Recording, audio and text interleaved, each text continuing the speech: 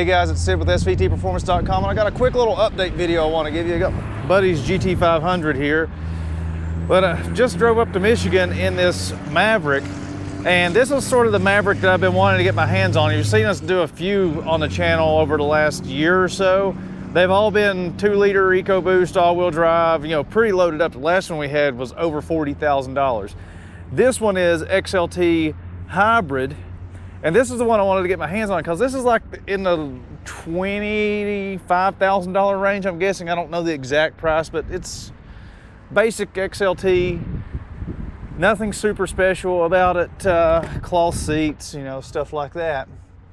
But I really wanted to mess around with one with this hybrid drivetrain. I never got to drive one. Well, I just put 600 miles on this one.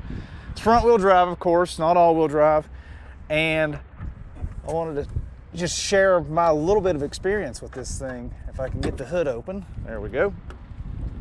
You can see you got some orange high voltage cables under here, just 2.5 liter NA, and then some electrification stuff over on this side.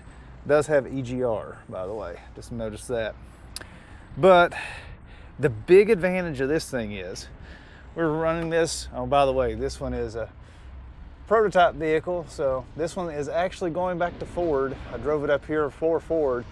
I have a feeling she's going to the crusher because she's pre-production.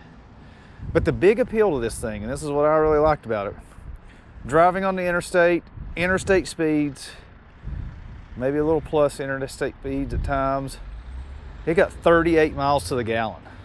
I mean, that's pretty insane. For this thing's got decent room in it. It has a bed. You can tow a couple thousand pounds, not a ton. It got 38 miles to the gallon. That, to me, this is the configuration of this truck to buy. Not only is it cheapest, you still get basically all the utility you're going to get with the regular one. I mean, well, not the regular one, but the 2-liter EcoBoost one. It just doesn't have nearly the power. This thing is, it's a little weak, it is, but you get stupid mileage out of it. And to me, that's sort of the point on this, is to be cheap and economical, still be able to haul around some people and a little bit of stuff in the bed, you know, a few bikes or something like that, a couple bags of mulch, you know, you tell me. But this, to me, is the configuration of this little truck to buy.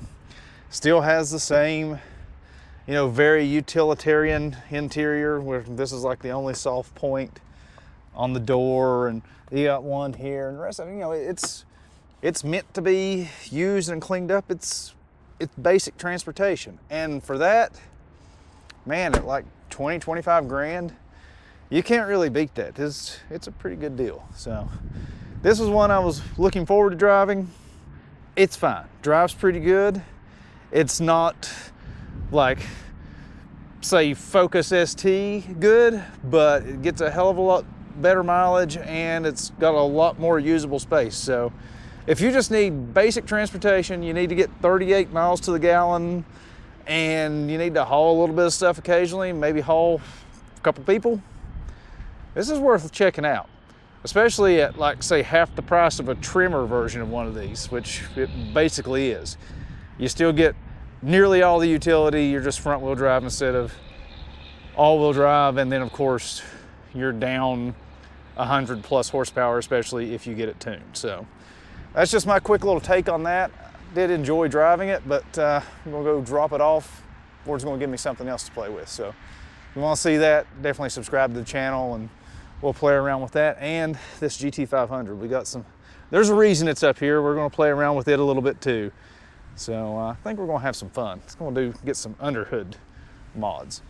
You can probably guess what they are. But thanks for watching, guys. Hope you enjoyed this video, and we'll catch you next time.